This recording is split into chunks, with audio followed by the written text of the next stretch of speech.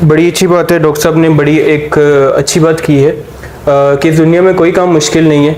वो काम कोई भी जो हम मुश्किल समझते हैं वो उस वक्त तक मुश्किल है जब तक हम उस काम पे अमल दरामद नहीं करते।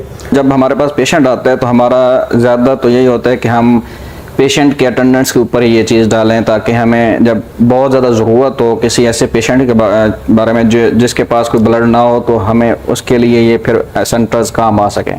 मैं एक डॉक्यूमेंट्री पढ़ रहा था और उस डॉक्यूमेंट्री में लिखा हुआ था कि पाकिस्तान में जो ब्लड की ज़रूरत पड़ती है वो पर ईयर के हिसाब से वो 7% है रेशो, कि 7% लोग ऐसे हैं जिनको ब्लड की ज़रूरत पड़ती है और 0.3 या 0.4% समथिंग ऐसे लोग हैं जो ब्लड डोनेट करते हैं। इसके अलावा लोग ब्लड डोनेट नहीं करते। दूसरा, इसमें वाकई बहुत ज़्यादा, और ये पढ़े लिखे लोगों में भी है, यार ब्लड दिया तो हम कमज़ोर हो जाएंगे, हमारा जिस्म फूल जाएगा या हम बीमार पड़ जाएंगे, हमें अंदर कोई सच्चाई नहीं है।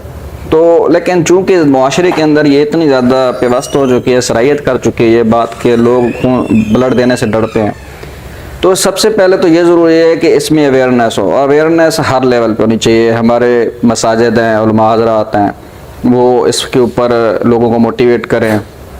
इस तरीके से डॉक्टर्स कम्युनिटी है, ख़ास तौर पे हमारे डॉक्टर जो इस शोबे से ताल्लुक़ रखते हैं, हेमाटोलॉजिस्ट हैं, और इसके अलावा और मतलब हर पढ़ा लिखा बंदा अपने लिहाज से जो तबलीग करे वो तो होगी।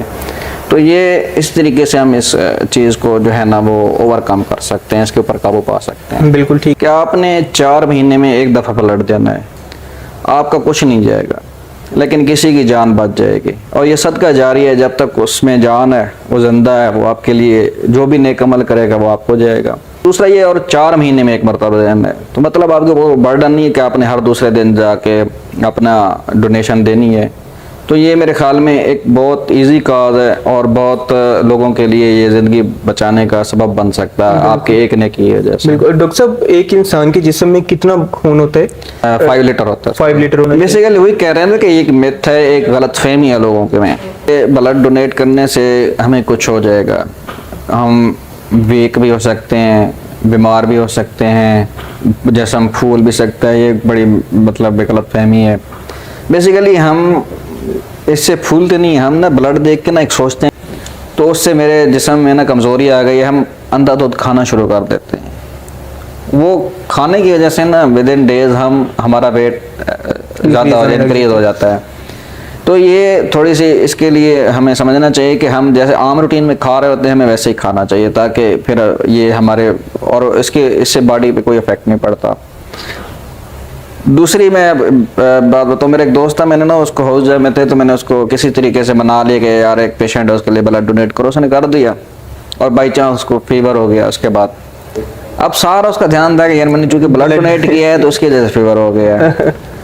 तो हाँ, फीवर तब होता है जब आपको ब्लड ट्रांसफ्यूज़ किया जा रहा हो तो उसमें रिएक्शन हो जाता है, फीवर हो जाता है, या बॉडी पे कोई रैशेस वगैरह पड़ जाते हैं, तो वो ज़रूर होता है, ठीक है। या वो बाई चांस किसी और वजह से उसको फीवर हुआ कि जनाब मुझे चूँकि ब्लड, तो वो ये चूँकि वो एक डॉक्टर भी था, पढ़ रहा था, स्टूडेंट थे हम, तो ये उस टाइम पे इतना ज़्यादा अवेयर भी नहीं होते। तो ये मैं कह रहा हूँ मेडिकल के प्रोफेशन में ऐसा है, तो फिर बाकी लोग भी इसी तरीके से लेते हैं। तो मैं जब ब्लड डोनेट करता था तो मैं घर जब बताता था कि यार मुझे अप्रिशिएशन मिले, तो वो भी इसी, चूँकि वो भी इसी माशरे का ऐसा थे, तो उनको भी यही सोच होती थी कि ये ब्लड डोनेट ना किया जाए। तो हमें इसके ऊपर ना सबसे पहले तो अवेयरनेस भी साथ साथ चलानी चाहिए, और इसके ऊपर काज के ऊपर हमें काम भी करना चाहिए कि लोगों को हम मैक्सिमम मोटिवेट करें वो खुद से ब्लड डोनेट करें। और देखो ना, अगर मैंने किसी इंसान की जान बचाई है तो कल को मुझे भी कहीं को अगर मुसीबत होगी तो वो अल्लाह ताला वो मेरी नेकी याद होगी अल्लाह ताला के पास से, तो मुझे भी कहीं ना कहीं अल्लाह ताला उस मुसीबत से, ये एक सदका है आपके लिए। बिल्कुल ऐसे ही। तो आपको इसको मद्देनजर रखना चाहिए।